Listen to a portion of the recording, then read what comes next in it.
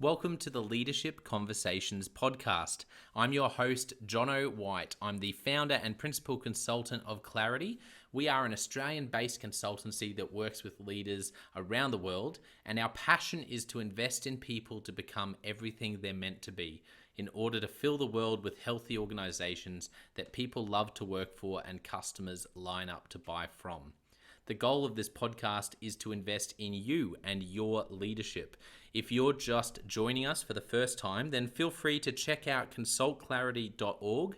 That's our website, consultclarity.org. We have so many free resources on there, the most popular being our 7 Questions on Leadership series. We've had more than 1,500 leaders from around the world in all different sectors give their in-depth answers on leadership, what books they love, what they found most challenging, the most meaningful stories, how they structure their time through the day. That's free, so go and check it out.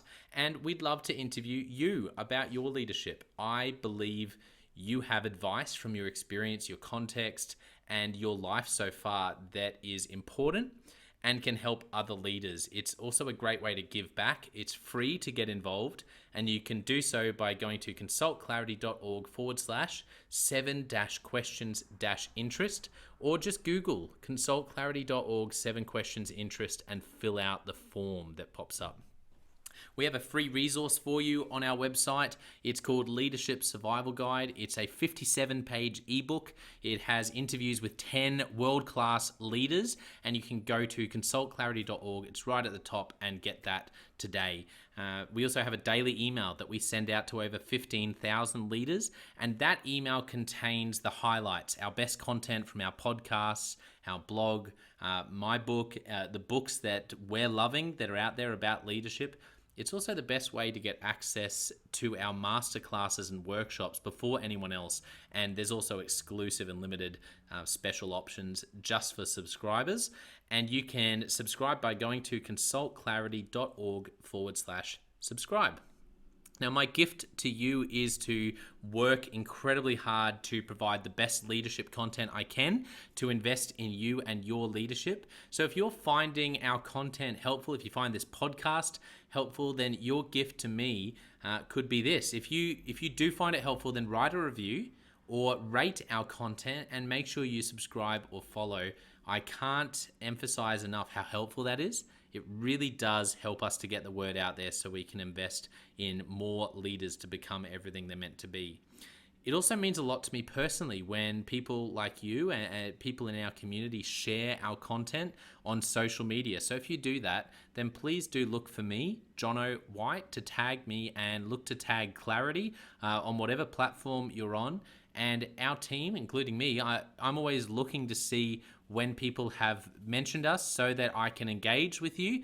And also we look at sharing content. So if you write something about something we've done, there's also a good chance we'll share that with our followers. So if you could do that, that is a massive, massive help as we try to invest in as many leaders as we can around the world.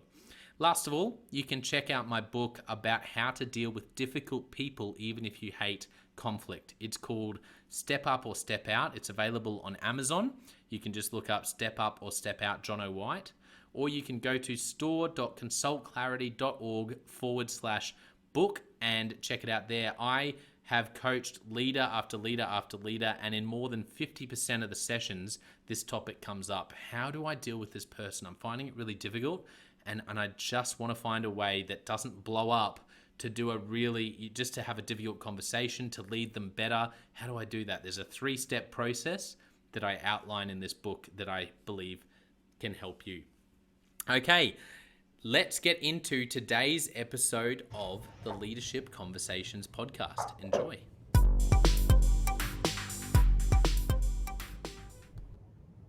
Welcome to another episode of the Conversations podcast.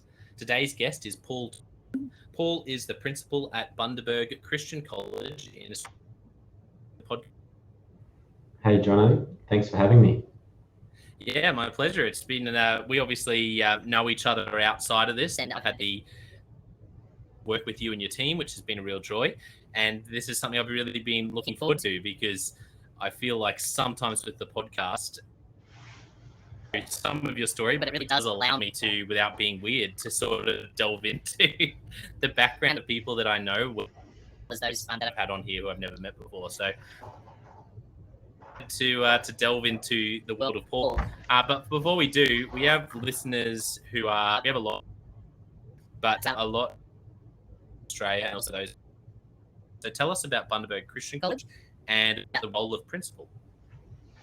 Yeah, Bundaberg Christian College is an early learning centre from 15 months through to kindergarten program, and then also a prep to Year 12 day school. And we have from prep to 12 approximately 720 students, and in our ELC we've got about 119 students. So yeah, lots of little lives to be able to impact and be able to teach. And lots of families and the broader community stretches far and wide from there. Bundaberg is a beautiful town, about 4 hours north of Brisbane, and has a great mix of the regional lifestyle and the coastal lifestyle. And yeah, very much is my third year as principal, and it's my first principalship, and it is every day is different and every day is busy, but every day is good. In terms of life as a principal, that's a big question, Jonno. There's lots of, I think, like any job, there's highs and lows. Sometimes the highs and sometimes the lows are probably exacerbated because of the responsibility required as a principal, but certainly at the end of the day, love enjoying the smiles on the kids' faces, seeing them learn and seeing them grow in understanding of who they are and also what they're learning. It's good fun. Awesome. Well, let's jump into your story. Let's start with Paul growing up and childhood. Tell us about some of the moments or even themes from your, that season of your life when you were little that really and the leader you are today. Well, I was born in Sydney, and after 6 months, my parents decided to move down to Canberra. My father was a minister and got a posting down into Canberra back in the 80s. And I guess as a pretty standard upbringing, got a mum, a dad, and an older sister. Probably for me, growing up, I had a very perfect older sister whom I love dearly and who I miss because she's still in Canberra. But I think that growing up as the younger sibling of two, I always looked up to her, but then always felt second best when it came to life. She was that top student and school captain and high ATAR, all those sorts of things. And I never quite lived up to her expectations. Not that anyone had that expectation, but that's just how I felt. As a pastor's kid, there's also that expectation of doing the right thing and all those sorts of pressures that involves. So I guess for me, growing up, always, very supportive home, which I'm incredibly grateful for. Great role modelling and a close family unit, but within that, I guess that understanding of how do you perform in the society expectations or your own expectations. So, I was always one of those sorts of students growing up who did what they needed to do to get through, but never really put the effort in or tried to shine until I guess, from that aspect, decided to actually give things a bit of a crack in my late 20s and 30s, early 30s. So from that perspective, always did the minimum and achieved what I needed to achieve without doing anything overly special. Yeah, no, thanks for sharing.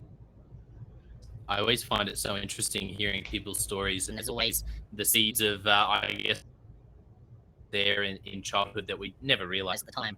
What was it in your 20s or 30s that really, what was with that shift to go from the shadow of your sister, which, like you said, it sounds like she's wonderful, but just for you growing up, there was probably always that, oh, well, if she's going to be excellent, then for me, I sort of do what I do. And then it sounds like there was this shift and change of gears to go, actually, no, I can really do something significant and make a difference. What led to that, do you think? I think there's part of it is growing up. But, I think after about 8 years of marriage or so, I think there's always been a desire for me personally to go into some sort of church ministry, and I decided to leave my job and finish my master's in theology with the plan to go into ministry. But the second child came the same year that I was a uni student, so at the end of the day, it was a bit of a practicalities of just going, no, I have to put food on the table for the family.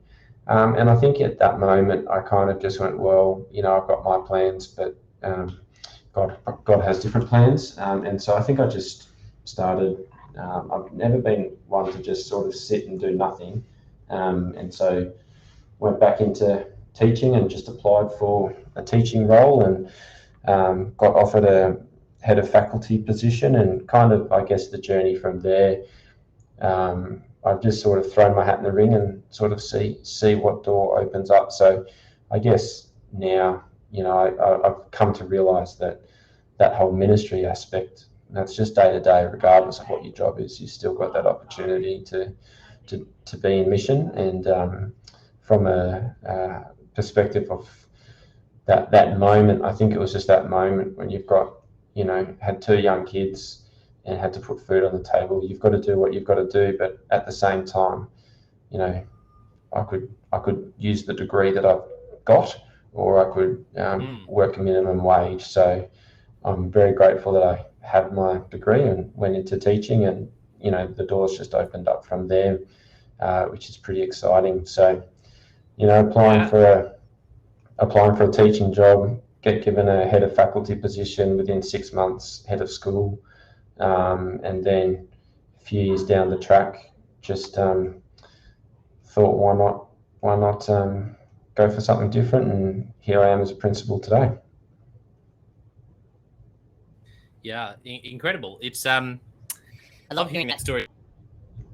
Listeners who might be in their 20s going, I really want to be a leader, and sometimes they look at what they're doing, what they've studied, and go, oh, maybe it's not going to happen. And the stories of leaders on this podcast, they're not linear. It's not like a CEO. I wanted to be a head of school. Like, sometimes they are, but most of the time it's a case.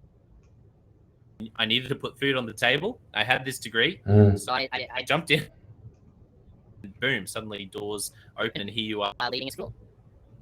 Yeah, I think it's interesting from that perspective, where I think pre me having a break in my 20s, there's that element of entitlement and just expectation that things will fall into your lap. But I remember when I went back into, after my break, I remember getting some advice from a principal, and just said, look, if you're wanting to do anything, you've got to get your hands dirty. So what are the systems? What are the operational matters of a school that you need to learn? And whenever an opportunity is presented to you, just take it on, and just so that you learn and you gain those skills. So, simple things like, how do you do a timetable? All those sorts of things, which are small. Well, timetable is not a small task, but they can seem insignificant, but I guess that attitude to learn and do your time, so to speak. But for me, having the opportunity of being a principal at 36 was not something that I think I ever planned for, but I can see how saying yes to those opportunities, whether you were recognised for those at all or not, and most of the time in leadership, you're not recognised for much at all. You got to be prepared to work and get stuck in, but those opportunities do come. But no one's entitled to it, that's for sure. Yeah. What about early leadership opportunities? Like, you understand a bit of your upbringing, and that you said you probably weren't in your sort of from your own perspective, you saw your sister doing incredible things, and you felt maybe like you were cruising along. Do you remember when you had your first opportunity to really cast a vision or lead a bunch of people or own a project? Was it when you were little? Was it something in sports or a team? Was it when you were older and once you were a teacher? I think growing up as in high school, being involved in like youth group and youth leadership certainly gave really good grounding in that leadership opportunity and space. And I look back now and go, oh, gee, I didn't do a very good job, but you still learn a lot, and you learn about teamwork, and a lot of those people that I grew up with, I'm still friends with today, that we served in that church leadership. Professionally, right from the beginning, there was some small level leadership things like being a year advisor and some of that sort of partial care element, which I took with both hands. But I do remember my dream job was to be the I guess head of like the year advisor or head of partial care for year 11 and 12. And I remember I got that position, and within 1 or 2 weeks I realized, oh, I've arrived, but is this it? Surely there's more to it than this, or it's going to fulfill me more than this. But it was a good thing to go through, recognizing that there was something, I felt like I could do more and give more in leadership. Yeah, it's funny how you can get a role like that. That's really what you always wanted to do, but then once you get it, you go, I think sometimes, a lot of people have said on the podcast this idea in different words, but that like the learning is in the doing, particularly in leadership. You don't know what a role takes until you're the one in the shoes. Has that been your experience in education as you've gone from teacher to different levels of leadership and then now being a principal? Yeah, absolutely. And I think that you need to learn roles, and you need to learn, operationally, there's things that you need to just know, and you need to know how they operate.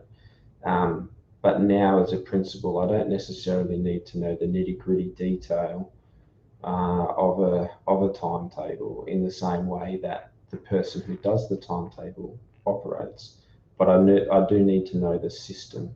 And so, when we look at that element of leadership, you need to learn to do. But as you progress and as you learn more and you take on different responsibilities, you have an appreciation and an understanding of what people are going through and what they need to do. But you need to have that oversight and that bigger picture element. So it's it's important not to get dragged into the weeds too much in leadership in this sort of role. And I feel like every time I accidentally drop into that operational space, I end up causing more issues than I mean to. But that's also just, we've got a new team this year, so learning each other's roles and learning how each other works is part of that. But it makes the world go around. Yeah, who have been some of the mentors for you so far? Who are some of the people in your life and so far as a leader who've had the biggest influence on journey and who you are as a leader? I think there's different times, different people in different times. I don't look back, and I don't personally have a long-term mentor who has journeyed with me from A through to B or A through to wherever. I guess I look at, I look at how my father was a pastor, and I look at his leadership. I look at my brother-in-law and how he does leadership as a lead pastor. I look at I look at principals. I reflect on those principals who I served under as a staff member, and I can look back and go, I know why they made that decision, even though I didn't understand it at the time. Or I can see that element of them understanding the mission of the school and having to do X and Y to be able to achieve Z. So I look at those principles for individual examples, and certainly was encouraged by every principal in some capacity to lead and to do things. It's just that those conversations happened at different times as I was ready in my career. And I guess now as a principal now, I think surrounding yourself with a small group of trusted people is important. So, even just having a small group of other principals who I can just call up at any time and go, hey, what are your thoughts on how to do this? Or even leaders outside of schools as well, just depending on the thought. And it's not about getting them to give you answers. It's just for them to be able to ask you questions so that, you can think of some of those answers yourself. Because sometimes you just need someone else to ask certain questions from a perspective where they understand. And, every principal knows what you're going through in some capacity. It might not be like for like, but it's going to be like for similar. So it's good to be able to just build those relationships. And but there's not just one set person. It's just different influences over time, and different aspects just to listen and learn from. I think one thing that's really interesting that you mentioned there, a lot of people listening may not have any involvement or background in Christian church, but I always find that people who are pastoring and leading in a Christian church setting, I always look at it as, and one of the biggest challenges, which I think is also an opportunity, is that often you're dealing with volunteers, often you're dealing with stakeholders. You have different types of churches, but some of the congregational governance where you literally have effectively like a people, even though there's a board of elders, there's a whole bunch of people can decide to get together at any point and sort of vote you out. You have to, and you have to learn to inspire and envision. And it's just a particularly challenging role in that way, a little bit like not-for-profit profits that have a lot of volunteers. It's just a different challenge to corporate organizations where everyone's on the payroll. What did watching, like you said, your dad and others in church ministry, lessons that you feel like have been true, and they've also rung true now that you've been a principal and leading a school, the same thing as a principal? I think, two things. When you're looking at, observing, in that pastoral role when you're dealing with volunteers, I think the lessons to be learned there is whether they're paid staff or volunteers, they're people. And so you need to be able to connect with them and to work with them at different levels. And yes, you can, when someone's on payroll, it's obviously a very different type of relationship. But at the same time, you're still working with people, and you want to play to their strengths, and certainly, I always say I'll take the heart of the person every day of the week, because those other skills can be learned and taught. But from I think from that aspect where, as a Christian school here, it's not just a workplace, but in a lot of ways it's a way of life. And whether they're volunteers or they're staff, trying to share that what the vision is and what the mission statement is of the school and what we're trying to do, to be able to have people to have that level of buy-in, and whether they are volunteers or paid staff, having an understanding of who we are as a school and what we're trying to achieve and how we're going about it, bringing clarity to that aspect is super important. So one of the things I love is we often get parents who start out just volunteering, doing readers, who then go, oh, I'm really keen to, become a teacher aide, and next thing they've done their training and they've done their study and they're in the classroom in a teacher aide capacity, and they just love the school and they want to have a job at the school, and they can see that they can give back because they understand that aspect of what we're trying to achieve, and they see that in their own children and they want to be able to give back to other children. That's pretty exciting. Yeah, I think that's being able to raise up people from within you is pretty cool. Is that something that you think Bundaberg is that an advantage of being regional? That do you feel like, compared to where you've come from previously, which was that larger context, is there an advantage when you're regional that there is a bit more of a natural sense of community, or not so much? Oh, I think there's certainly a greater, having come from Canberra and then up to Bundaberg, there's definitely a greater understanding of connection and community. I think that recruitment is harder in a regional setting because the pool of people is so much smaller. However,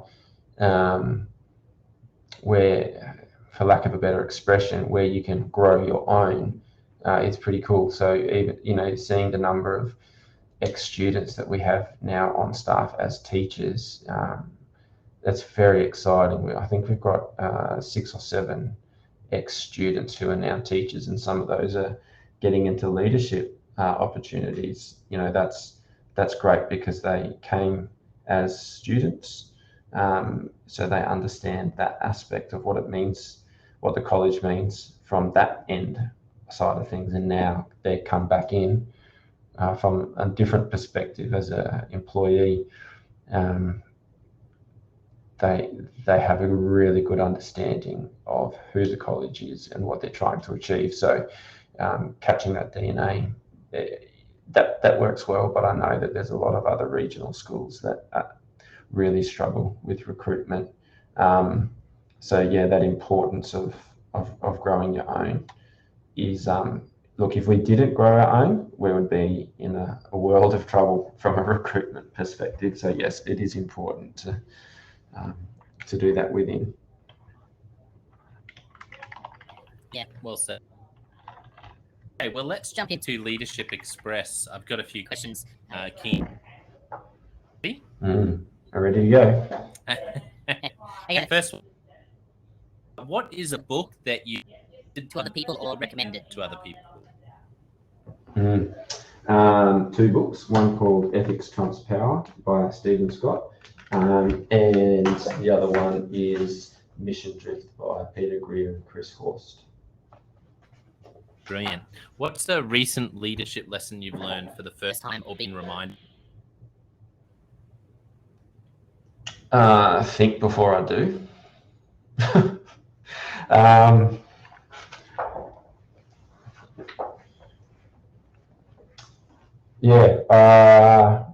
Just make sure that you think from every angle. What are the implications? And I'm not saying this in a negative way, but you just have to, for me, who likes to get things done and keep moving forward, sometimes I don't always look at every perspective. So that's my 2 cents worth in that field. That's a question I haven't asked anyone yet, but it's something I've wanted to throw in. So you're my first guinea pig. I hope you're pushing the friendship here, Jonno. One-on-one meetings. What is there would you give to leaders out there about how to run an effective one-on-one you've learned, or that's become a staple of yours in one-on-ones with your team? Yeah, so one-on-ones with my exec, I meet with them each week and I always ask how are you going, and not just how you going, good, all right, thanks. But I ask them questions about their workload. I ask them questions about what's going well, what's not going well, what do I need to know. But I guess from that perspective, because you can go through your list, but you learn so much more when you have more like open-ended questions or give them the space to be able to answer. But I think the success of being able to do those sorts of things is the nature of building the rapport and building the relationship. And for me, that's king for me, is that relationship, and where that connection between my staff is not there, especially that my exec. That's that's a hard place for me to navigate personally, but also professionally. So, even just sitting down, having a cup of coffee, and just chatting life, that's something that would be how I approach those one-on-ones, because the to-do list is always going to be there, and we can be operational. That's fine, but that's just a bit too transactional for me. I think the stronger the relationship, the stronger the team, the better the outcome, and the better the output. Yeah, love it. What about a productivity tip? Are there any productivity tips or tools or resources that I'm obsessed with productivity, and I also, in terms of working genius, the Patrick Lencioni model, invention is my number two. So I am guilty of always coming up with a new productivity strategy regularly for myself, and that kind of just works because I love coming up with new things. But yeah, is there anything that really comes to productivity or time management or anything in that area? Having a good PA. I think when Jonno, when we did that,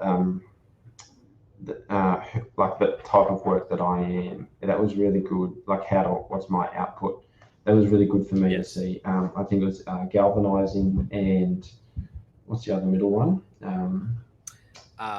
Discernment. Discernment. And so I think in that space, as someone, I know it helped me understand how I work. I'm not a micromanager, and I'm not someone who necessarily sees details very well or picks up on those sorts of errors, which I've always kind of thought, oh, that's not great.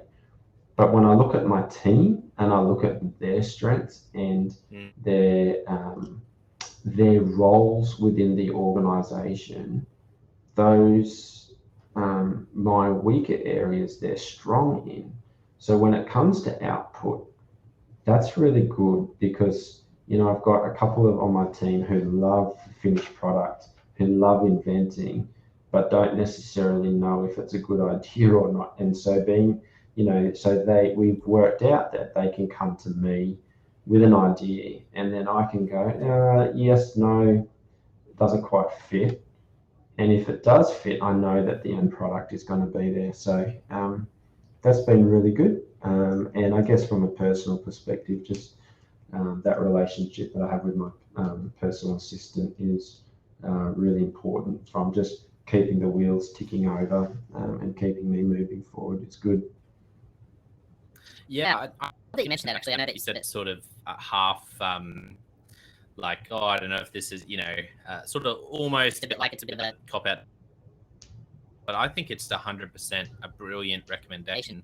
I think this is the challenge I'm finding for a lot of leaders who are in a middle management have an assistant, is that you get these people who are in these roles, and as I really dive deep with them, you realize what would help them more than anything. What you said, to have someone and to be able to get things done through someone, and someone actually that gets things done through you, and you have that relationship where do list and a calendar, there's a person that you can actually build relationships how you organize things. And so I find it's something I'm recommending a lot to people in small business, entrepreneurs, middle management, where it may have your own assistant, Okay, well, you might need to just consider it. Getting things done through someone is just way more effective for some people than any other type of organizing mechanism, I reckon. Yeah, and I think that having never had a PA before, I very much enjoy having one from that output perspective. Absolutely, not just that perspective, but it definitely helps. Being able to rock up to a meeting and literally a minute or 2 minutes before the meeting starts, just be able to say, "What's this meeting about?" They can fill me in. They know everything that I'm doing, and then I'm able to deliver what I need to deliver. That's super helpful. Love it. What about the what's a good question? Great piece of advice you've received at some point in life, in leadership. Someone gave you a piece of advice, and it's just really stuck with you and proven to be true. Probably going back to a similar. I'll go from a work perspective. Going back to that principal who just said, look, if you're wanting to, progress in your career and things, you need to learn how to do timetable. You need to learn how to do different systems and what they mean, so that you understand the structure of a workplace. And it's not about necessarily being the person to do it, but the person willing to learn. And then I guess that I've taken that to be able to just go, well, anytime I need to, need to learn or get involved in that space, then I'm able to do it. So I think, probably just the understanding and the learning to do it without the title or the responsibility. That's probably the biggest thing. Thinking about things. No, well said. Maybe a couple more questions. This one. And you can pick something lighthearted or something that was serious. What is a movie that's really influenced you? It's your favorite to switch off to because you think it's hilarious, or it's serious one. It's had a profound impact. Probably favorite series I'd say is Suits. I don't know, just enjoy the plot line and the twists and the turns and I don't think it was necessarily an amazing impact on me personally. However, in saying that though, I did get involved. I did start watching it during lockdown, and that was the first. It was in the first 3 months of being a principal, and I guess it started giving me. I was learning how much law and how much policy you need to be across as a principal, which was new to me in the same level of responsibility. And I really I was like, I reckon if I had my turnover, I'd probably go to law at school, because I found it quite fascinating, because I could actually see, even though it's a TV show, I could see how, it can be applied across into my role, even though it's it's just a nice escape from a headspace perspective, just to watch a show like that. I loved Suits, particularly the first 2 seasons. Writing was just so clever. Like I'm pretty critical of shows. Like I love a brilliant thriller, or where there's a twist, and once they reveal it, you see it was always there the whole time. And Suits did that particularly early on. They just had the ability to do that nearly every episode, where you'd be like, oh, of course, there's that, there's the twist, and it was right there, but you don't. They somehow hid it, and then it would be revealed. And I loved that. There's another great series that, once again, is really lighthearted. I don't know if you ever saw it, called Chuck. Did you ever come across Chuck? No. So it's not law. It's a bit more like, people, this sort of superpower sort of thing. It's a bit almost like esque, but the writing, once again, the first 2 seasons of that, I compare it to Suits because it's that like truly on the edge of your seat. You have to watch the next episode, which is amazing for something like Suits because it's not like it's a soap opera, even though parts are a bit like that. But so yeah, no, great recommendation, Suits. And if you love that, and for anyone else out there, Chuck is another one. Got really ordinary after the second or third season. I don't think I can finish it. It's that bad drop-offs where you just. But the first two seasons still make it worthwhile. Still some of the best TV I've ever watched, I reckon. Yes. I usually just put that, to be honest, because I'm building my own recommendation. It's a bit selfish. Last question. If you could only give one piece of leadership advice to a young leader, what would you say to them?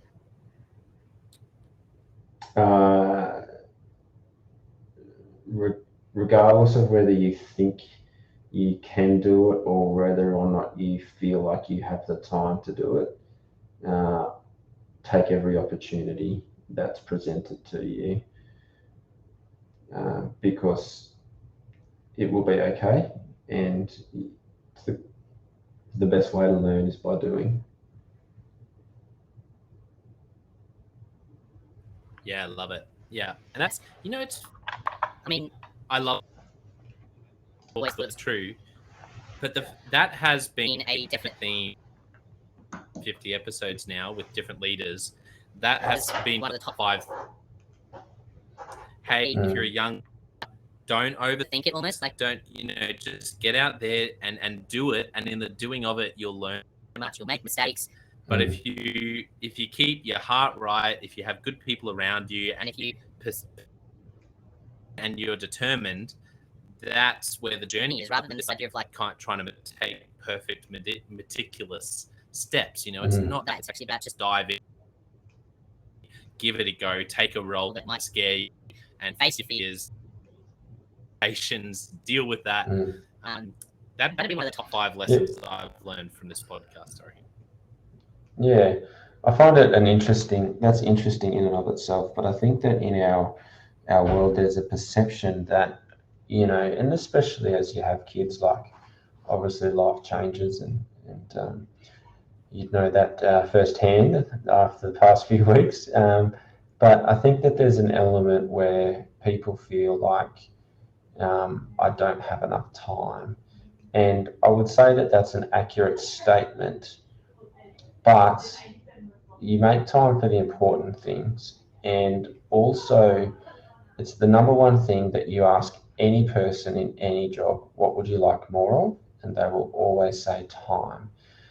And even if you're at home, what would you like more? What would you like? And people say, I'd like to have more time with my kids. And I don't think it's about saying from a work perspective, if you need more time or not. But those opportunities are certainly there, and certainly within education, there's opportunities. And I think that there's things that you can do to make sure that you don't burn out, and there's systems in place to make sure that you look after yourself. But there's also great opportunities of growth and great opportunities to serve, and that's really what leadership is. It's about serving others.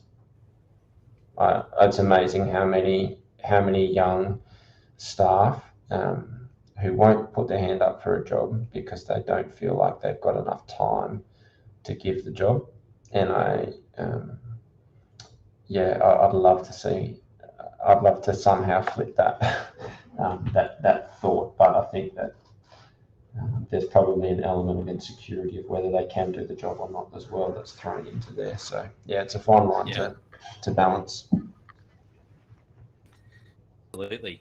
Well, for those who just love leadership, where can people find you online, LinkedIn or Twitter, and also Bundaberg Christian College? Where can people find out more if they're interested in finding out what you're doing? Yeah, probably our socials as a school, and our website, bcc.net.au. Nice hashtag, the pride of the white and blue.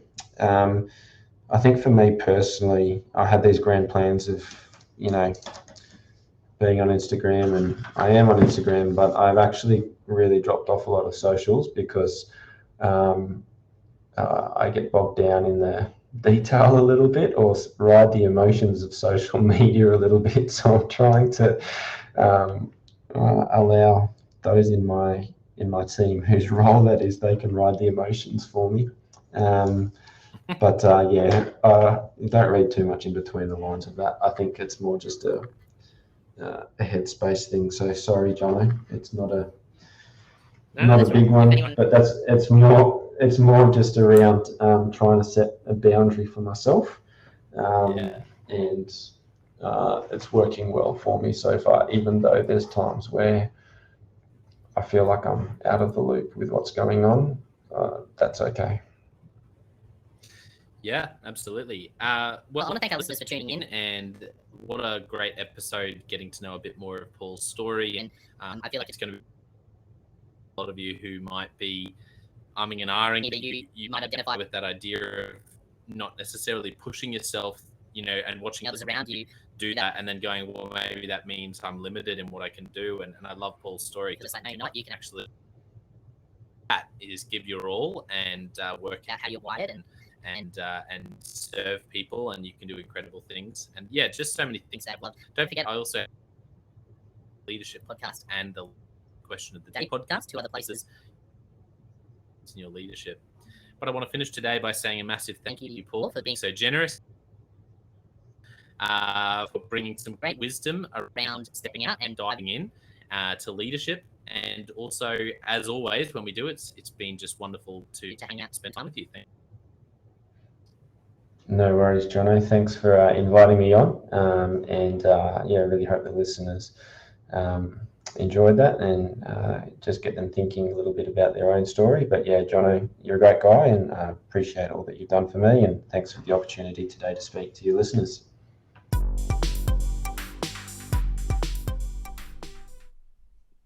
Well, I hope you enjoyed that episode of the Leadership Conversations podcast as much as I did. If you're joining us for the first time, don't forget to check out consultclarity.org. That's our website, consultclarity.org. We have so many free resources on there, including our 7 Questions on Leadership series.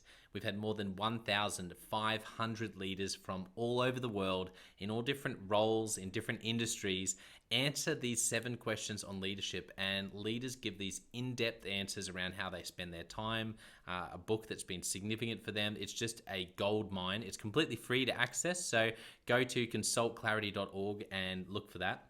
We'd also love to interview you about your leadership. I believe your experience, your life, your context means that you have advice on leadership that other leaders can learn from. Yes, you, if you're going, not me, well, no, I really believe you would have something to add. So if you're looking for a way to give back, it's completely free to get involved. And we would love to interview you through the 7 Questions on Leadership. You just go to consultclarity.org/7-questions-interest, or Google consultclarity.org 7 questions interest and fill out the form and get involved.